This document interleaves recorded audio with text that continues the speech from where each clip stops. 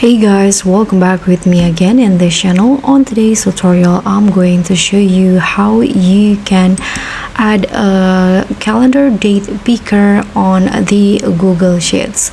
So in here, what you need to do is just open the Google Sheets, and here I'm going to show you two simple methods to add the the calendar picker. So the first method is the easiest one. You can just go to the cells or range or cells that you want to add a date calendar date picker. You can just tap in add in here, and just you can see there's this date option, so just click on date and the calendar picker will show up. You can just now choose the date, and that's it. But if you want to add for example a range of cells, you just need to do this. I'm going to just go with, let's put it in here, date column. I'm going to click on this.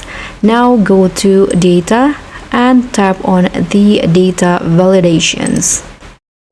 Here tap on add rule and select the range. So I'm going to just set it, and I'm going to add another range in here like this. Now you can choose the criteria, and here is a valid date. Change it into its valid date, the criteria, and I'll just tap on done. So sorry, let's delete this first. When you click on it, now the date picker will show up. You can apply this for a certain range like this. So when you double click on it, there will be this date picker shown.